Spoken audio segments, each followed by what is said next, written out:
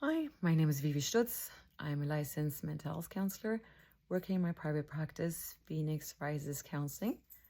And as usual, I'm going to continue my mission of bringing you as much information and resources as I can to help you recognize and heal your own traumas. And I hope that that will contribute to healing hurt one person at a time. And today I'm going to continue my long list of hard to spot signs of trauma. And I hope that that's helpful information for you. So the next point I was going to make was depersonalization. Now that's psychobabble, and I don't want to bombard you with that. But just in case, that's what it's happened. That's what it's called. So, and it can happen, or usually happens during severe stress or a frightful event or something that then triggers a trauma. It is a sign. It's a sign of trauma. And it's what's happening to you is that you all of a sudden have a feeling as if you're standing beside yourself. You're not quite in your body anymore, you're next to yourself. Or it can be that it feels as if you're watching yourself from afar, or as if you're watching yourself through a tunnel, or you're detached from your thoughts and feelings, but really also your body. And you're detached from yourself. So that's what we call depersonalization. So detaching, going away from ourselves. And it can have a fuzzy feeling in the head to it. It can be hard to think, as if your thoughts get scrambled. Brain freeze is always a sign of trauma, because that means that a lot of stress hormones are released, and we run high anxiety. We might not recognize it, but we do. And it scrambles the brain chemistry, so we literally can't think clearly in that moment. But that might be happening while it's as if you're detaching from yourself, outside of yourself. I think if this happened to you, you probably recognize it. Another one is derealization. And these are also signs of the dissociative disorders, so the more serious ways of dissociation that are based on trauma, that seem to be hard to spot. But derealization is, not a detachment from yourself, but a sense of detachment from reality. So detachment from the world around you. It can be feeling as if life is not real. It's not really happening. It like this cottony feeling in your head, or your sounds may take on like a muted quality. Somehow the outside reality is not real, versus detaching from yourself. And I hope that makes sense. And if I'm not making sense, please leave me a comment underneath the videos, or if you want this to be explained in more detail, I'll gladly make a hopefully better attempt of explaining it.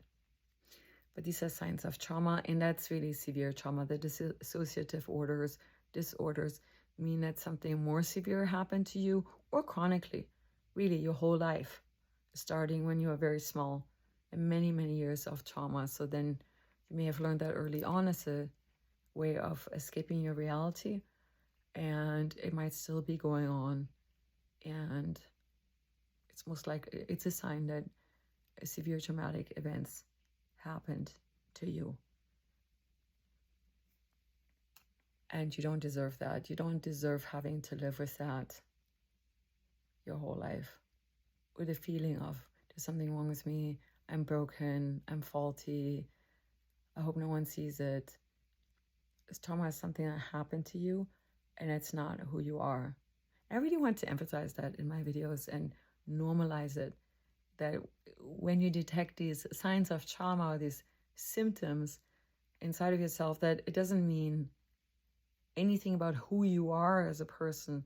It means something about what happened to you, and that there's a wound that should go to the doctors and be healed so that you don't have to hurt anymore. So the next sign of trauma, that's a little bit harder to spot, is an aversion of going to places. So now, of course, that can be agoraphobia. It can be obsessive compulsive disorder or personality disorder related. But since I specialize in trauma, what I find a lot is that there's a reason why a person doesn't want to go to a place, or a reason why a person doesn't want to be outside in open spaces, because something happened, something scary happened.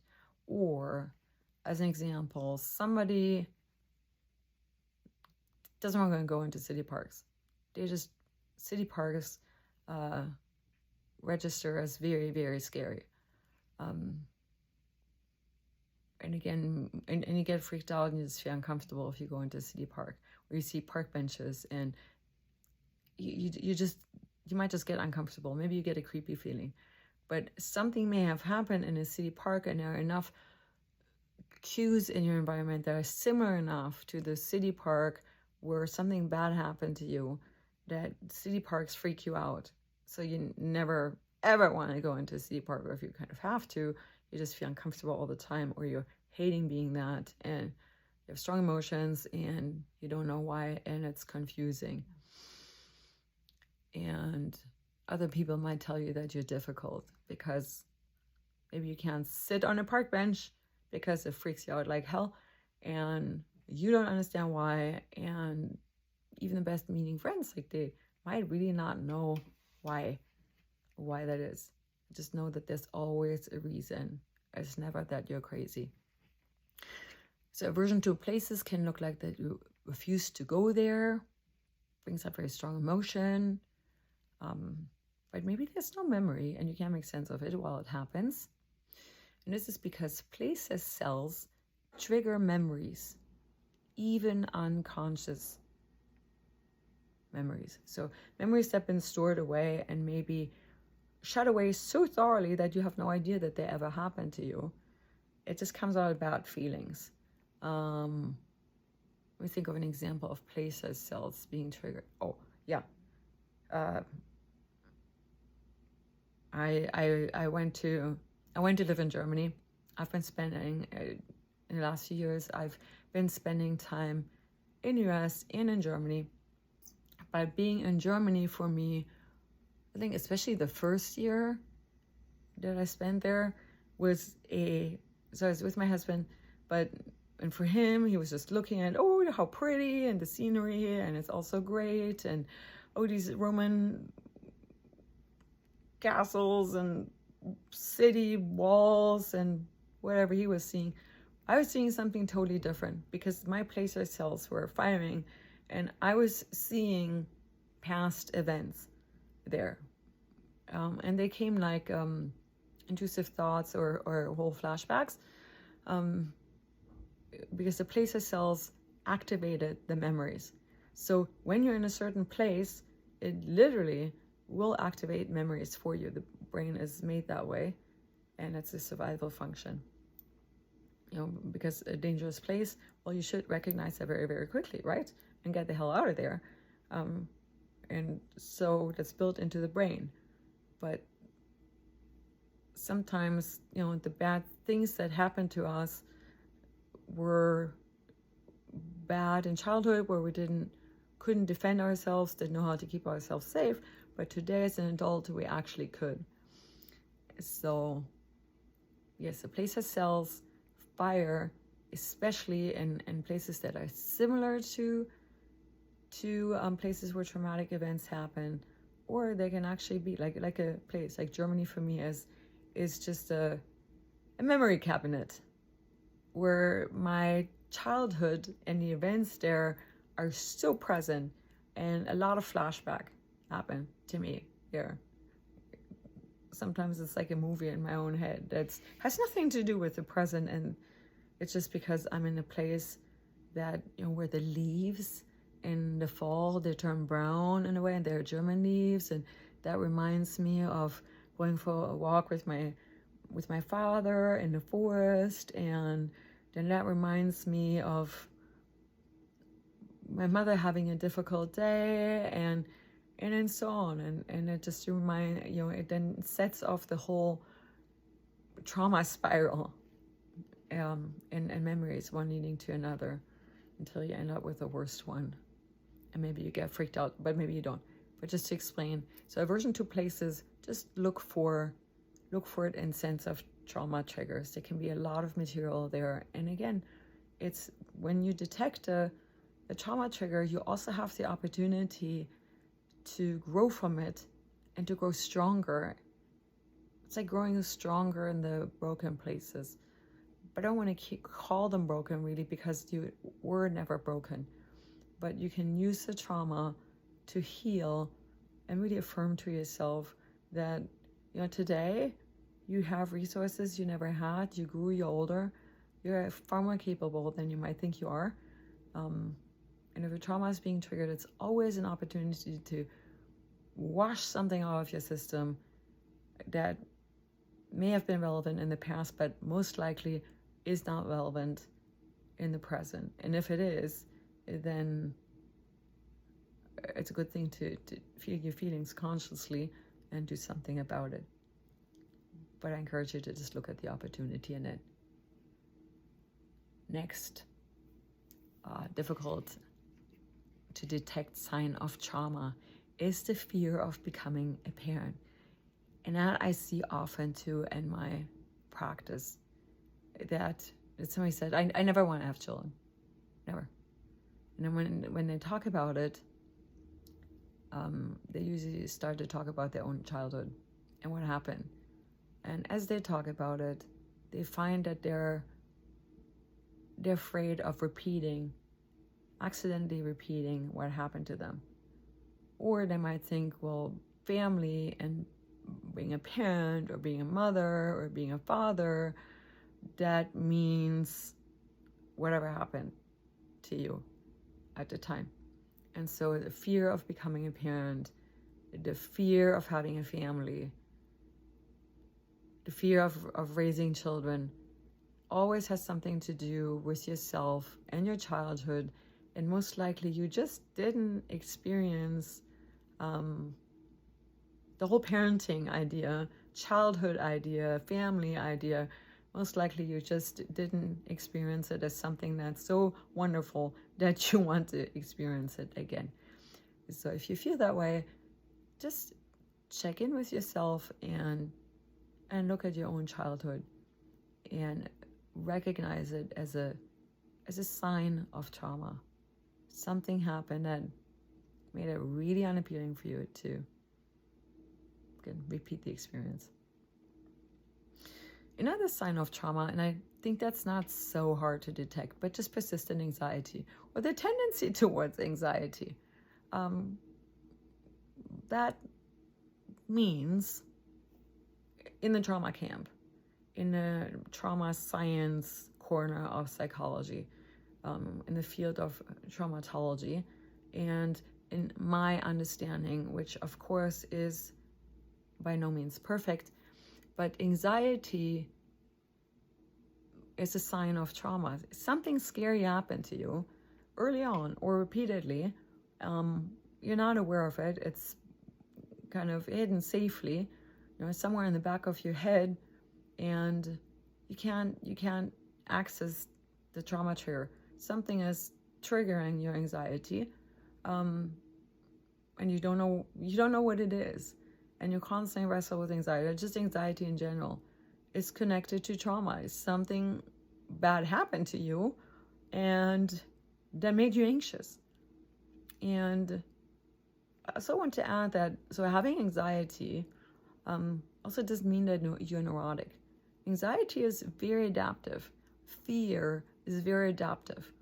Like, imagine you didn't have anxiety at all. Well, then you would have no warning system in place at all to alert you of dangerous places. For example, I might go on a midnight stroll, in a pretty dress, to go for a walk in downtown LA by myself.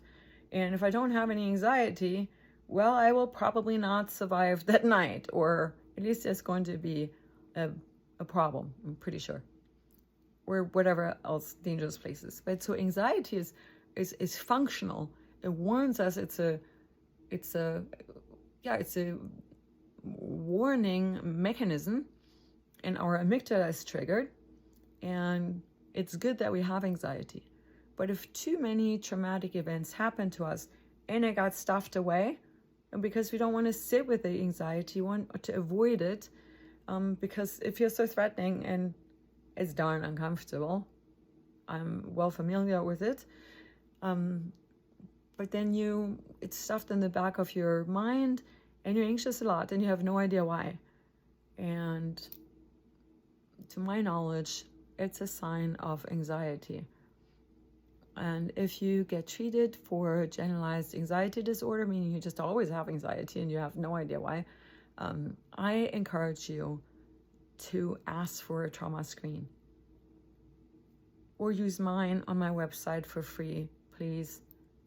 Print it out, bring it to a therapist, whatever you do, but ask for a trauma screen, or maybe pursue trauma treatment for your anxiety.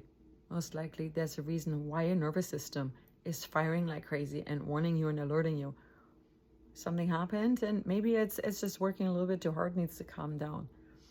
But it's a sign of trauma. Things happen to you, and maybe your alarm center, the amygdala, is just slightly overworking. It doesn't need to work quite so hard. It could chill out a little bit, and you'd still survive. Another sign of trauma is depression. And let's say, so a lot of anxiety alone. So if your nervous system is constantly firing, your amygdala is constantly firing, you're always in this heightened state of being on edge, being easily startled, getting really triggered, avoiding places, avoiding people, avoiding your family, dodging dangers left and right, then you experience the world as a scary place, and life as a scary place, and people as not safe to be around. And it's also, that's very tiring, but it's also a miserable feeling, and when there's trauma, it's going to feel and be very real, because it activates the amygdala, the trauma system in your brain, and it's going to feel real for you, even when it isn't in the moment. And it's depressing to live like that. So it dampens our precious life energy and that enthusiasm for life that we could be having. It could be a sense of resignation of, life just sucks and it's horrible and people are horrible and there's nothing I can do about it. I'm calling it. Why bother?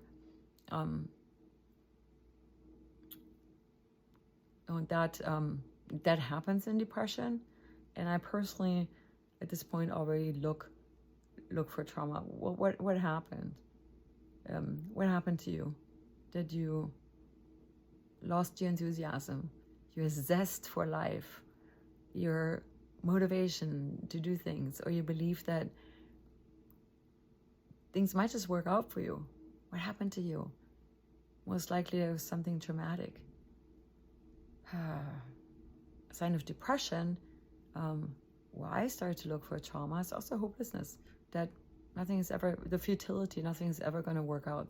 What happened to you that really drained the life juices out of you?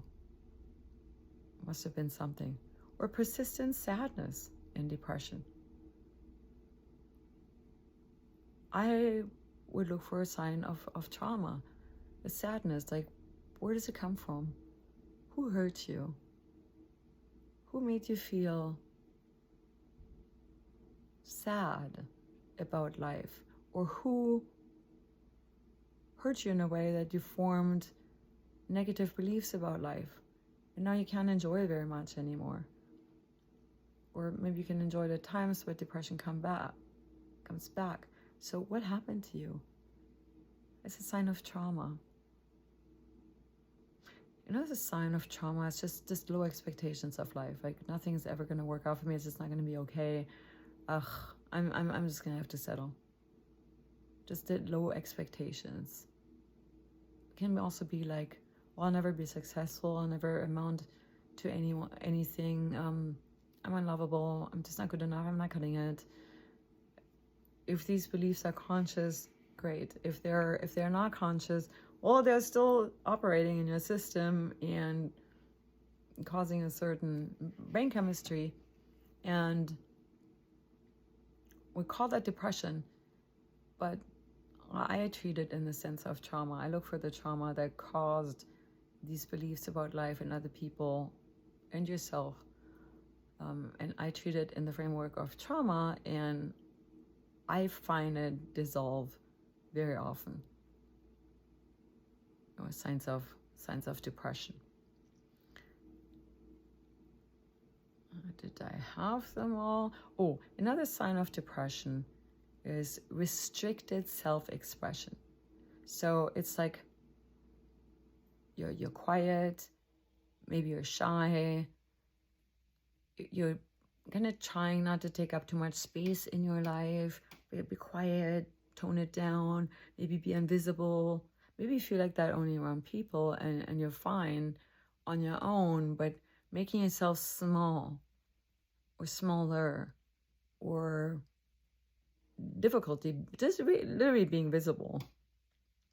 Being visible can be to a point of having no social media. Frankly, I also only do it for work, but just be visible, drawing attention. I know that a lot of small business owners might struggle with that, because putting your knowledge out there makes you vulnerable, makes you visible.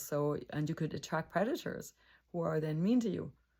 And it's pretty depressing. So restricted self-expression, or fear of expression, fear of being so vulnerable that somebody can say, you're on camera, like, you totally suck. You totally suck. You shouldn't be doing that. That kind of depression. We might not even recognize it as depression. I would, of course, from my therapist self, but most important, I want you to recognize it as a sign of trauma. Who kicked you? Who made you feel so small? Who made you feel like you're not enough? Who yelled at you when you made a mistake? Who did this to you? Because you weren't born that way. And so now it might be very difficult to be expressive, and it might feel very, very uncomfortable to be more expressive. And it's related to depression, but really a sign of trauma that's harder to detect. But anything that restricts your life force, your expression, your enthusiasm, anything that diminishes your life force is most likely a sign of trauma. And please explore it that way. And if you see that in yourself, if you sense that, if you're aware of it, get help. Now let's see. Do you have the patience for another one? Because I was talking about depression, there are a few more things I'd love to bring up. And one of them is persistent anger or irritability. That's a sign of depression. And it's very often not connected to depression at all. It just seems like, well, everyone is making me upset all the time, and things are making me upset, and the world is upsetting, and I'm just everything is rubbing me the wrong way. And that constant irritability, it is a symptom of depression that we don't easily think of, but still, something happened to you that caused you to form limiting beliefs about life, that life or people aren't good. And when they get close to you, you might actually even expect an attack from them, or expect that they're going to criticize you, that you're not good enough for them, that they yell at you all of a sudden, they're unpredictable, and you're really irritable around people. They just rub you the wrong way. Or in the workplace, or associated to life in general. But life usually has people in it. So we very often experience irritation and persistent anger in interactions with other people. And it's depression, but I would look for the trauma in it. What happened? What happened to you? What experiences did you have that people rub you the wrong way? What does it remind you of? I do want to say about depression that while I treat it as trauma, and I encourage you to look at it as a sign of trauma, it does not mean that you should not get medication and use antidepressants when necessary. So I think I have to build in that point here. Because sometimes, like when you're going into trauma treatment or therapy in general, you may be drowning already. And when you're drowning, this is not a good time to learn how to swim. The first thing you need is actually be pulled out of the water. So you probably need a lifeline you can hold on to, as somebody pulls you out of the water so you're not drowning. And then you can get swimming lessons in a shallow pool, and then you can go into the deep water. But the moment of drowning is not might not be the moment of going directly into trauma treatment yet. So sometimes you need an antidepressant just as a lifeline to pull you up so you're not drowning. And like once you're ready and you can breathe again, then you can learn to swim. So then you're ready to work on the symptoms of depression and the trauma underneath it that causes the depression. So my point is, I don't mean to invalidate antidepressants. They sometimes are the lifeline a person needs before they're even able to work on their trauma. But I don't look at depression just as a disease or its own phenomenon. I look at it as something of, what happened to you? What happened to you in your life that your outlook on life is not that great? What happened to you? What do you believe about life? And it really brings you down, and maybe that went unconscious.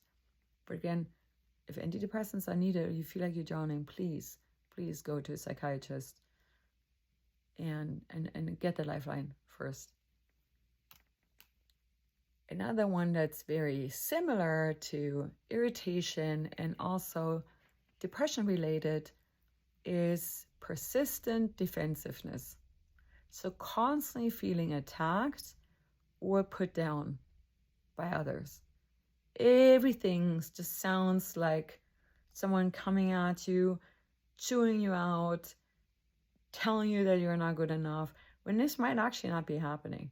Or taking everything personally, which most likely isn't happening. Because people are probably not out to get you or so focused on you.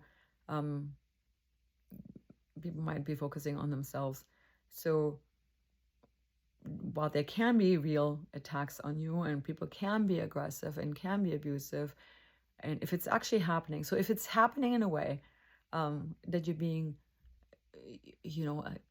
attacked, criticized, put down, if there is physical evidence that, let's say, would hold up in court, then you're probably right. And you might want to remove yourself from the situation or do something about it. But if you feel defensive and there's no real proof in the environment, you're not quite sure, just consider that it may be happening in the now, but it also may be a sign of trauma. Where something happened in the past, where somebody, and maybe even, let's say, a parent you loved and adored, and loved and adored you, and they just got very irritable when you made a mistake, and they meant the best for you. They wanted to give you a good chance in life, but if you made a mistake, they snapped, or they were just really impatient and they blew up, and you feel like people are constantly coming at you and constantly criticizing you, and they probably think that you're not enough. Just if that's happening in your life, write it back, lean into the feeling carefully, and just be aware that that's most likely a sign of trauma, that something happened to you that brought about these feelings. I'm going to leave it for today so it doesn't get too overwhelming for you. Thank you for listening. I hope this is helpful. Please know that you're important and that you deserve healing and deserve a happy and good life. So your life matters.